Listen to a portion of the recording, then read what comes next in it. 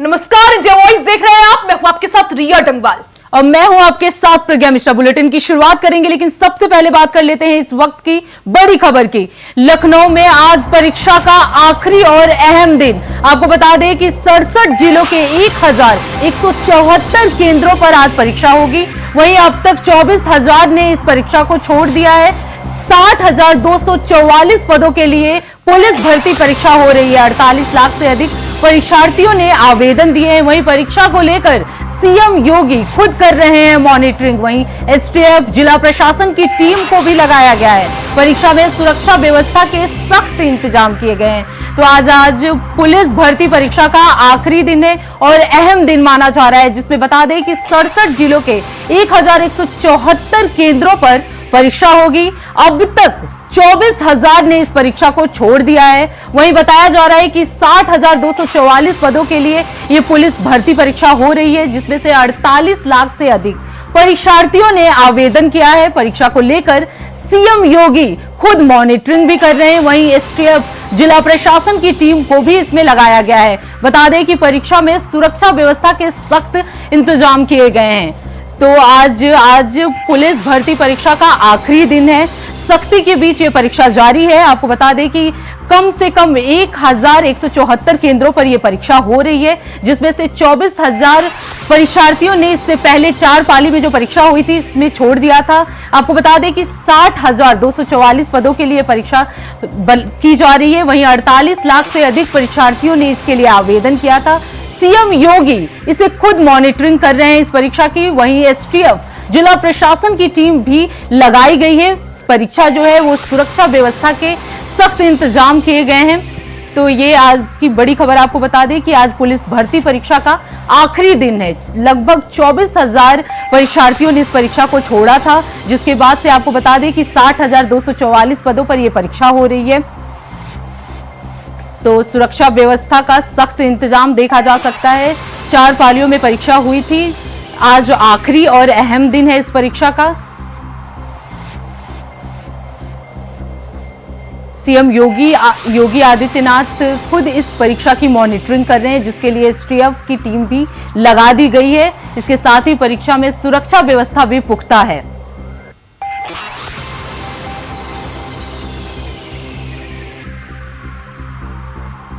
तो पुलिस भर्ती परीक्षा लगातार चल रही है। पिछले 4 दिनों में ये परीक्षा सकुशल की गई थी। उसके बाद से आज ये परीक्षा का आखिरी दिन है। अब तक 24। वहीं इस खबर पर ज्यादा जानकारी देने के लिए हमारे साथ मोहम्मद आसिफ जुड़ गए हैं। आसिफ, आज पुलिस भर्ती परीक्षा का आखिरी दिन है और ये अहम भी माना जा रहा है, तो किस तरह की व्यवस्था आज देखने को मिल रही है? प्रज्ञा, यूपी पुलिस भर्ती परीक्षा को लेकर यूपी एसटीएफ और यूपी पुलिस और पहले दिन से यानी कि 23 अगस्त से ही पूरी तरह से एक्टिव दिख रही है। और यही वजह है कि अब तक 40 नकलची, दलाल और साल्वर गैंग के सदस्य गिरफ्तार हो चुके हैं। हालांकि तेजमारी भी करने की कोशिश की गई इस परीक्षा में, लेकिन कहीं न कहीं यूपी पुलिस और एसटीएफ ने विफल कर दिया और लगातार हर परीक्षा में जो है नकलची और साल्वर गैंग के सदस्य पकड़े भी गए। वहीं आज की बात करें तो आज अंतिम परीक्षा का दिन है और योगी सरकार की भी परीक्षा का दिन है, क्योंकि जिस तरह से परीक्षा पेपर लीक हुआ था और इससे सरकार घिर गई थी, अभ्यर्थी लगातार प्रदर्शन कर चुके थे। तो इस परीक्षा को लेकर योगी सरकार ने एक फुल प्रूफ प्लान तैयार किया था और इसी प्लान के तहत यह परीक्षा कराई जा रही है। 2 पालियों की परीक्षा जो है आज होनी है। पहले पारी की परीक्षा की शुरुआत हो चुकी है। और अगर बात करें परीक्षा केंद्रों पर सुरक्षा व्यवस्था को लेकर, तो जिस तरह से ड्रोन कैमरों के जरिए और सीसीटीवी कैमरों के जरिए परीक्षार्थियों पर नजर रखी जाती है, इससे भी कहीं न कहीं जो है नकलची पकड़े जा रहे हैं। वहीं अगर बात करें सुरक्षा व्यवस्था की, तो अंदर और बाहर परीक्षा केंद्र के सुरक्षा व्यवस्था का पुख्ता इंतजाम भी किया गया है। 2 लेयर में जांच की जाती है परीक्षार्थी की। एक तो उनके आधार कार्ड और पैन कार्ड तब बारीकी से निरीक्षण किया जाता है और अंदर जाने पर डिटेक्टर से भी जांच की जाती है, कहीं कोई डिवाइस लेकर अंदर तो नहीं प्रवेश कर रहा है। वहीं जो परीक्षा कक्ष है उसमें भी सीसीटीवी कैमरे लगाए गए हैं और इसके अलावा यूपीएससीएफ पूरी तरह से एक्टिव रहती है। 60,000 से ज्यादा सिपाही भर्ती के पदों के लिए इस परीक्षा का आयोजन 48 लाख से ज्यादा परीक्षार्थियों ने आवेदन किया, लेकिन 24,000 परीक्षार्थियों ने परीक्षा छोड़ी भी है।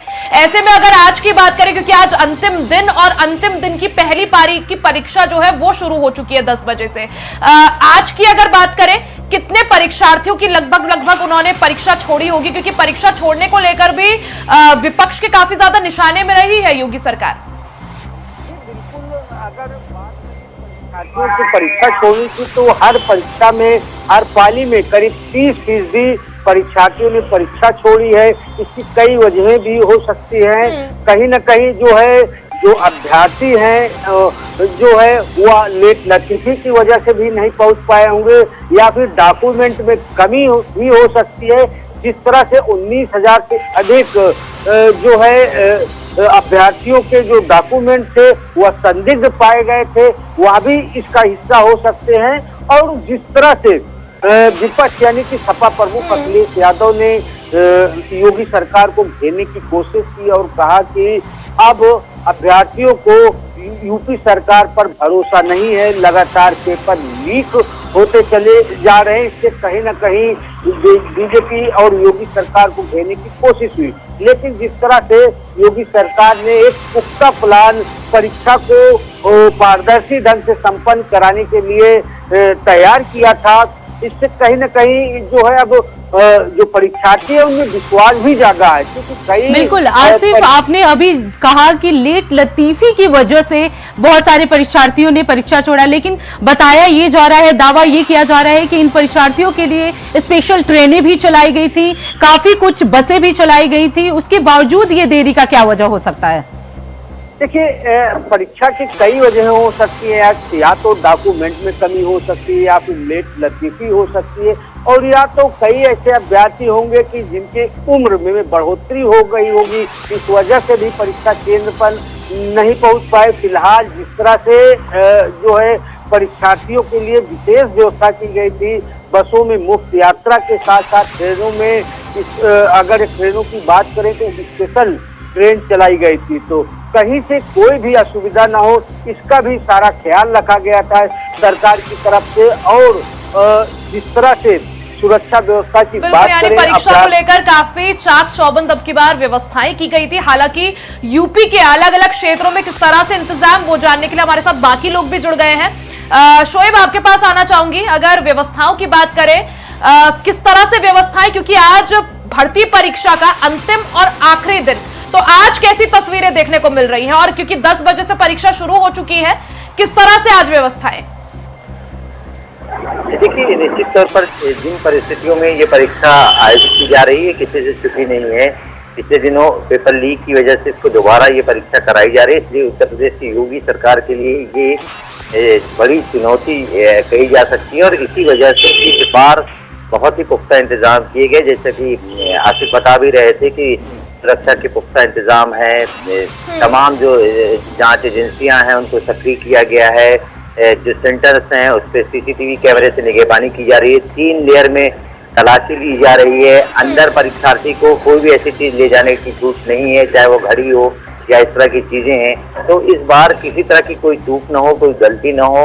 ये सही है कि बड़ी संख्या में छात्रों ने इस परीक्षा को छोड़ा भी है, लेकिन ये भी एक बड़ा सच है कि न सिर्फ उत्तर प्रदेश बल्कि बिहार और झारखंड से भी अभ्यर्थी इस बार इस परीक्षा में शामिल हो रहे हैं। तो कहा जा सकता है कि योगी सरकार में अभ्यर्थियों का भरोसा भी है कि वो इस परीक्षा को बहुत ही बिल्कुल, यानी जिस तरह से शोएब परीक्षार्थियों के परीक्षा छोड़ने को लेकर भले ही विपक्ष योगी सरकार पर निशाना जरूर साध रहा होगा, लेकिन यहाँ पर यह भी किसी से छुपा हुआ नहीं है कि अब की बार काफी अच्छे सुरक्षा व्यवस्था के इंतजाम है। बिल्कुल, अवनीश मणि त्रिपाठी भी हमारे साथ जुड़ गए हैं। अवनीश, गोरखपुर का क्या हालात है, वहां पे किस तरह की पुख्ता व्यवस्था की गई है परीक्षा को लेकर?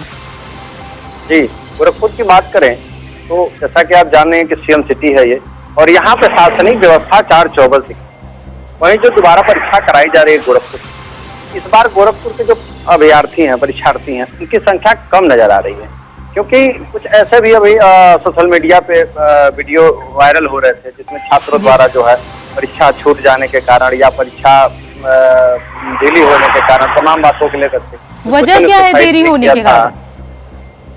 तमाम चीजें हैं, जैसे यातायात मार्ग या संसाधन साधन, तो इन सब चीजों से बातें आई तो बच्चे जो है कुछ सुसाइड भी की, इस तरह की बात आ रही थी। लेकिन वहीं हम गोरखपुर की बात करें तो गोरखपुर में बीते दिनों एक सालभर पकड़ी गई थी, जिसके साथ एक दिल्ली का युवक पकड़ा गया था। उसने ये बताया कि वो दिल्ली के किसी बड़े पार्टी के राष्ट्रीय अध्यक्ष है, तो और भौकाल बनाने के लिए उसने उत्तर प्रदेश लिखी एक इनोवा कार ली, हुटर लगाया, लाल बत्ती लगाई, जिसको देख करके महिला आरक्षी उस पे उसके झांसे में आ गई और दोनों के बीच जो है 20 लाख रुपए की डीलिंग चली, जिसको देखते हुए यूपी एसटीएफ ने उसके घर से उसको बरामद किया। वहीं कुछ बच्चे जो हैं यूपी एसटीएफ की टीम और पुलिस बिल्कुल, यानी कई सारे लोगों को इस दौरान पकड़ा भी गया है। हालांकि सुरक्षा व्यवस्था चाक चौबंद जरूर है। एक बार गाजियाबाद का रुख कर लेते हैं। प्रवीण, अगर गाजियाबाद की बात करें, कितने परीक्षा केंद्र और किस तरह से सुरक्षा व्यवस्थाएं, जो परीक्षार्थी हैं वो कितना ज्यादा सरकार के इंतजामों से संतुष्ट यहाँ पर है या नहीं? जी, आपको बता दें गाजियाबाद में जो यूपी पुलिस परीक्षा जो कांस्टेबल की चल रही है वो पहली पाली स्तर में कसने की शुरुआत हो चुकी है। अगर बात करें तैयारियों की तो प्रशासन जो है पहले से तैयारी कर चुका है। 20 केंद्रों पे जो है 8600 लगभग परीक्षार्थी जो है रजिस्टर्ड किए गए, जो आज परीक्षा देने को यहाँ पर आएंगे। लेकिन अगर बात की जाए कल की हुई यूपी पुलिस की जो परीक्षा हुई है गाजियाबाद में, जो है 25% और 26% अभ्यर्थियों ने यह परीक्षा छोड़ी है, जिसको देखते हैं आज जो है यूपी पुलिस के 5वें दिन की लास्ट दिन की परीक्षा है।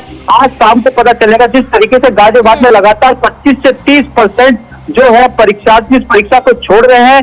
और एक सबसे बड़ी वजह ये समझ में नहीं आ रही, ना सरकार के पास जवाब है ना ही यूपी पुलिस भर्ती बोर्ड के पास है, कि इतनी बड़ी परसेंटेज में जो है कि परीक्षार्थी ये परीक्षा क्यों छोड़ रहे हैं।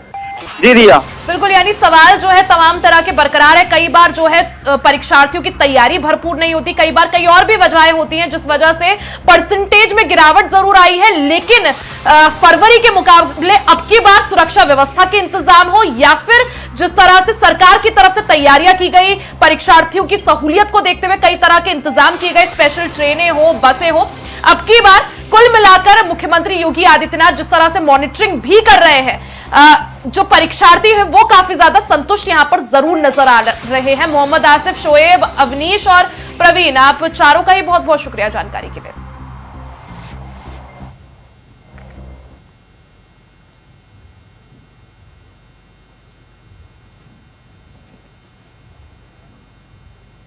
फिलहाल रुकते एक छोटे से ब्रेक के लिए, ब्रेक के बाद फिर लौटेंगे, तब तक देखते रहिए इंडिया वॉइस। ब्रेक के बाद एक बार फिर आप सभी का स्वागत है। बात करते हैं अगली खबर की। आज मेरठ से लखनऊ आएगी वंदे भारत एक्सप्रेस। पीएम मोदी दिखाएंगे हरी झंडी, 4 भाग में होगा स्वागत। आपको बता दें 31 अगस्त को प्रधानमंत्री यानी आज वर्चुअल उद्घाटन करेंगे पीएम मोदी। 1 सितंबर से ये ट्रेन यात्रियों के लिए नियमित चलेगी। वहीं बता दें ट्रेन 458 किलोमीटर की दूरी 7.25 घंटे में तय करेगी। तो ये बड़ी खबर आपको बता दें कि आज जो पीएम मोदी वर्चुअली ट्रेन का उद्घाटन, भारत एक्सप्रेस ट्रेन का उद्घाटन करने वाले हैं। पीएम मोदी इसको हरी झंडी दिखाएंगे, 4 बाग में इसका स्वागत किया जाएगा। वहीं वर्चुअली उद्घाटन करेंगे पीएम मोदी। आपको बता दें 1 सितंबर से ट्रेन यात्रियों के लिए नियमित रूप से चलेगी। वहीं ट्रेन 458 किलोमीटर की दूरी मात्र 7.25 घंटे में तय करेगी। तो आज मेरठ से लखनऊ आएगी वंदे भारत एक्सप्रेस। पीएम मोदी इसे हरी झंडी दिखाएंगे, वर्चुअल माध्यम से पीएम मोदी इसे हरी झंडी दिखाएंगे। वहीं 31 अगस्त यानी आज वर्चुअली उद्घाटन भी करेंगे पीएम मोदी। आपको बता दें कि ये 1 सितंबर से ट्रेन नियमित रूप से यात्रियों के लिए चलेगी। वहीं ट्रेन में 458 किलोमीटर की दूरी वो सिर्फ 7.25 घंटे में तय करेगी। तो ये बड़ी खबर आपको बता दें कि आज PM Modi virtually Vande Bharat express का उद्घाटन करने वाले हैं, हरी झंडी दिखाएंगे, 4 बाग में इसका स्वागत किया जाएगा। वहीं इस खबर पर ज्यादा जानकारी देने के लिए मेरठ से संवाददाता सादिक खान हमारे साथ जुड़ गए हैं। सादिक, आज पीएम मोदी वर्चुअली जो है वो हरी झंडी दिखाने वाले हैं। तो किस तरह का मेरठ में व्यवस्था की गई है, पीएम मोदी का क्या क्या कार्यक्रम भी है, ये भी आप मुझे और बताएं। सादिक, आप वंदे भारत में ही मौजूद है, शायद तस्वीरें दिखाइए अगर मुमकिन हो पाए, किस तरह से तैयारियां। जी बिल्कुल भैया, हम वंदे भारत एक्सप्रेस में मौजूद हैं। यही वो वंदे भारत एक्सप्रेस है जो आज मेरठ से लखनऊ के लिए रवाना हो। खुद प्रधानमंत्री नरेंद्र मोदी 12:30 बजे वर्चुअली ट्रेन का शुभारंभ करेंगे।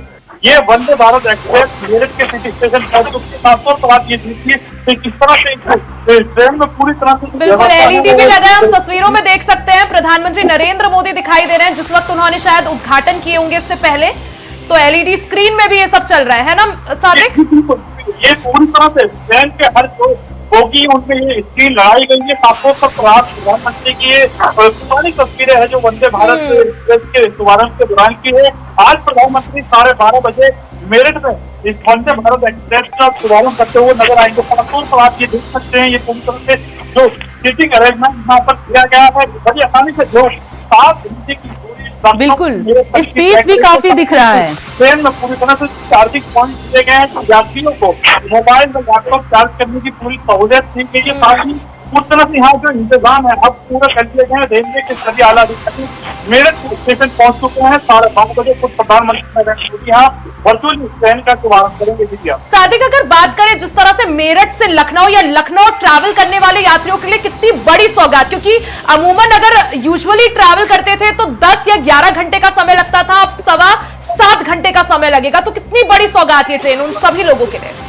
जी बिल्कुल भैया, जिस तरह से लोग मेरठ से बाय ट्रेन जाते थे, बड़ी दिक्कत होती थी। दिल्ली जाते थे, दिल्ली से गाजियाबाद ट्रेन पकड़ते थे, लेकिन अब बड़ी आसानी लोगों को यहाँ नजर आने वाली है। 7.25 घंटे की दूरी अब लोग बड़ी आसानी से मेरठ से लखनऊ की पूरी करने जा रहे हैं। तो खासतौर पर लोगों के चेहरे पर एक अलग ही खुशी यहाँ मेरठ में देखी जा रही है। जी बिल्कुल, आज सादिक आप ट्रेन में मौजूद भी हैं, वहां कई स्टाफ भी दिख रहे हैं, तो अगर आप उनसे बात करने की कोशिश करें कि उन्हें कैसा महसूस हो रहा है।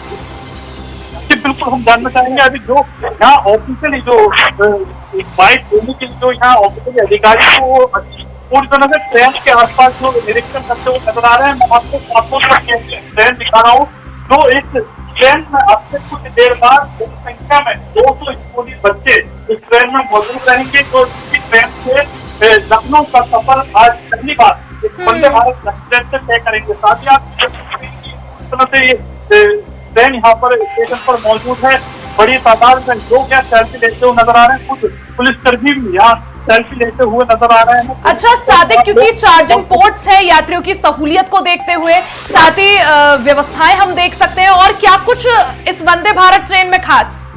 जी बिल्कुल, जिस तरह से लोग जाते थे वंदे भारत एक्सप्रेस आज मेरठ से शुरू की जा रही है। दूसरी ट्रेनों के मुताबिक इस ट्रेन में सिर्फ वो बैठने की व्यवस्था है। जिस तरह से लोग आसानी से रिजर्वेशन करा के सकते हैं, लेकिन इस ट्रेन में पूरी तरह से ये ट्रेन वातानुकूलित से एयर कंडीशन है और बड़ी आसानी से लोग 7 घंटे की दूरी यहाँ से लखनऊ से तय करने वाले हैं। साथ ही मैं आपको बता दूं कि इस ट्रेन में सिर्फ 2 स्टॉपेज हैं, बरेली और मुरादाबाद। और सवाल ये भी सादिक कि जिस तरह से हालांकि आज पीएम मोदी ट्रेन का वर्चुअली उद्घाटन करेंगे, 1 सितंबर यानी कल से ये ट्रेन नियमित रूप से जो है मेरठ टू लखनऊ और लखनऊ टू मेरठ के लिए संचालित होगी। सवाल ये भी कि इसका समय क्या कुछ रहेगा, अगर आपको जानकारी हो, और किराया कितना? बिल्कुल भैया, मैं आपको बता दूं ये ट्रेन 1 तारीख से नियमित रूप से चलेगी। 6:35 पर मेरठ से रवाना होगी। साथ ही 2 बजे के बाद ये लखनऊ पहुंचेगी। 1 घंटा लखनऊ रुकने के बाद वापस मेरठ के लिए रवाना होगी। रात 10 बजे ये ट्रेन वापस मेरठ पहुंचेगी। इसलिए और स्टॉप्स की बात करें, जैसा आप स्टॉप्स के बारे में जानकारी दे रहे थे इससे पहले,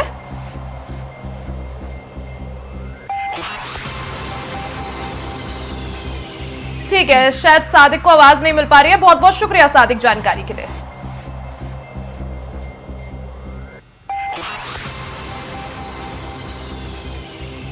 तो आज प्रधानमंत्री नरेंद्र मोदी मेरठ टू लखनऊ और लखनऊ टू मेरठ वंदे भारत ट्रेन को हरी झंडी दिखाएंगे। वर्चुअल माध्यम से पीएम मोदी इस ट्रेन का आज उद्घाटन करेंगे। वहीं उत्तराखंड के केदारनाथ धाम में एक हेलीकॉप्टर क्रैश हो गया। हेलीकॉप्टर को भारतीय सेना के Mi-17 चॉपर एयरलिफ्ट किया जा रहा था। इसी दौरान यह हादसा हो गया। हेलीकॉप्टर की वसूली के प्रयास के दौरान ये हादसा हुआ और ये पहाड़ियों में गिर गया। दुर्घटना का वीडियो सोशल मीडिया पर जमकर वायरल हो रहा है। इस दौरान हेलीकॉप्टर पहले केदारनाथ में लैंडिंग के दौरान क्षतिग्रस्त हो गया था। इसे भारतीय वायुसेना के Mi-17 हेलीकॉप्टर द्वारा मरम्मत के लिए हवाई मार्ग से लाया जा रहा था, लेकिन उड़ान के दौरान हेलीकॉप्टर की टोचन चेन टूट गई, जिससे ये नीचे गिर गया और क्रैश हो गया।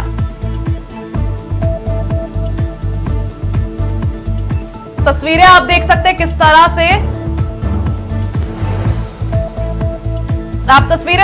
तरह से हेलीकॉप्टर क्रैश हुआ। हालांकि इस हेलीकॉप्टर को मरम्मत के लिए ले जाया जा रहा था, उस दौरान इसकी जो चेन थी वो टूट गई और क्रैश हो गया। ज्यादा जानकारी के लिए सीधा अभय कैंतुरा का रुख कर लेते हैं। अभय, जिस तरह से ये हेलीकॉप्टर जो था पहले से दुर्घटनाग्रस्त था, उसके बाद सही कराने के लिए मरम्मत के लिए ले जाया जा रहा था, जिस दौरान ये हादसा हो गया, क्या कुछ जानकारी? बिल्कुल, आज सुबह की ये घटना है केदार घाटी में।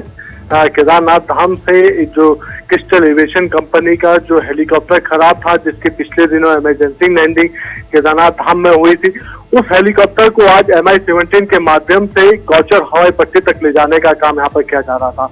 लेकिन जैसे ही ये कह सकते हैं कि केदारनाथ धाम हेलीपैड से इस हेलीकॉप्टर को Mi-17 के माध्यम से टो करके ले जाने का काम किया गया, कुछ दूर जाते ही ये कह सकते हैं कि छोटी लिंचौली के ऊपर ही इस हेलीकॉप्टर का बैलेंस यहाँ पर बिगड़ने लगा था। Mi-17 के जो पायलट हैं, उन्होंने अपनी सूझबूझ देखते हुए इस हेलीकॉप्टर को सीधे नीचे गिराना ही उचित समझा, क्योंकि जिस प्रकार से ये हवा में अनबैलेंस हो चुका था, उससे Mi-17 हेलीकॉप्टर को भी खतरा उत्पन्न होने लगा था। और उसको देखते हुए Mi-17 के पायलट ने इसको नीचे गिराना उचित समझा और इसको उस जगह पर गिराया गया जहां पर कोई मानव मौजूद नहीं था, या सिर्फ वहां पर ये कह सकते हैं कि एक खाली जगह थी, उसको वहां पर गिरा दिया गया। ये कह सकते हैं कि एक पायलट की सूझबूझ से एक बड़ी दुर्घटना होने से यहाँ पर बच गई। लेकिन जिस प्रकार से केदार घाटी में ये एक के बाद एक घटनाएं वहां पर हो रही है, तो उसको लेकर सवाल खड़े उठने लगे हैं। तो कई बार ऐसा होता है अभय कि क्योंकि केदारनाथ में जो हेली सेवा है, हालांकि कई सारे यात्री उससे ट्रैवल करते हैं, सफर करते हैं, लेकिन कभी कभार इक्की दुक्की ऐसी घटनाएं सामने आती है जिसमें हेलीकॉप्टर जो होता है लैंडिंग के दौरान या तो सफल लैंडिंग नहीं कर पाता या लैंडिंग के दौरान क्षतिग्रस्त हो जाता है। तो अपने आप में कई सारे सवाल भी इसको लेकर उठ रहे हैं। देखिए, सवाल इस वजह से उठ रहे हैं कि अगर ये जिस तकनीकी हेलीकॉप्टर में खराबी थी, जिसको टो करके ले जाने का काम Mi-17 कर रहा था, उसमें भी Mi-17 के ये कह सकते हैं कि कुछ ग्राउंड स्टाफ की कमियों के चलते आज वो फिर से दुर्घटनाग्रस्त यहाँ पर हो गया। पहले ये कह सकते हैं कि इसी एविएशन कंपनी का जो क्रिस्टल एविएशन कंपनी है, उसका यही हेलीकॉप्टर था जो पिछले दिनों पायलट ने जब फाइटर से यात्रियों को लेकर केदारनाथ धाम पहुंचा था, तो तकनीक की खराबी इस हेलीकॉप्टर में आ गई थी और पायलट की सूझबूझ से इस हेलीकॉप्टर की इमरजेंसी लैंडिंग वहां पर कराई गई थी। तब भी इमरजेंसी से हेलीकॉप्टर की लैंडिंग हुई, तो आज जब इसको सही करने के लिए ले जाया जा रहा था, तो Mi-17 के पायलट ने इस हेलीकॉप्टर में फिर से कुछ और खामियां यहाँ पर देखी, जिसके चलते कह सकते हैं कि आज उसको पायलट ने सूझबूझ से इसको नीचे गिराने का समझा। पूरी तरीके से हेलीकॉप्टर दुर्घटनाग्रस्त हो चुका है। फिलहाल कोई जान माल के नुकसान के वहां पर किसी के हताहत होने की कोई सूचना वहां पर नहीं मिल पा रही है, लेकिन जिस प्रकार से घटना वहां पर घटी है, तो ऐसे में फिर से एक बार फिर हेली कंपनियों पर सवाल खड़े उठने लगे, उनके जो सुरक्षा के जो मानक बिल्कुल अभय, क्योंकि ये सेना के Mi-17 था, जो कि देखा जाए कि जो भी सेना के हेलीकॉप्टर्स होते हैं वो काफी सुरक्षा में बेहतर होते हैं, जो नॉर्मल फ्लाइट होती हैं, लेकिन उसके बावजूद अगर सेना का जो भी हेलीकॉप्टर है वो ऐसे क्रैश हो जाता है, तो क्या कुछ सवाल उठ सकते हैं सरकार पर? सवाल इसलिए भी खड़े होते हैं कि Mi-17 हेलीकॉप्टर, जिसके ऊपर बहुत बड़ी जिम्मेदारी यहाँ पर होती है, बहुत मजबूत माना जाता है, इसके पायलट बड़े एक्सपीरियंस वाले माने जाते हैं, क्योंकि वायुसेना से जुड़े हुए सभी पायलट होते हैं। ऐसे में अगर उनसे भी किसी तरह की कोई तकनीकी खराबी वहां पर देखने को मिल रही है, क्योंकि जिस तरीके से इसको टो करने का काम करके ले जाया जा रहा था, और सिर्फ कुछ ही दूरी पर, ये कह सकते हैं कि केदारनाथ धाम से सिर्फ चंद मिनट की दूरी वहां पर रहती है, और वहां पर फिर इसे गिराने का काम Mi-17 से करना पड़ा, तो फिर सीधे तौर पर समझा जा सकता है कि कुछ चीजें वहां पर ऐसी हैं जहां पर ध्यान देने की आवश्यकता है, जांच करने की आवश्यकता है, क्योंकि एक के बाद केदार घाटी में होती है दुर्घटनाएं। सीधे तौर पर बहुत बहुत धन्यवाद अभय इस खबर पे ज्यादा जानकारी देने के लिए। फिलहाल इस बुलेटिन में इतना ही। देश दुनिया की तमाम बड़ी खबरों के लिए देखते रहिए इंडिया वॉइस। तब तक के लिए नमस्कार।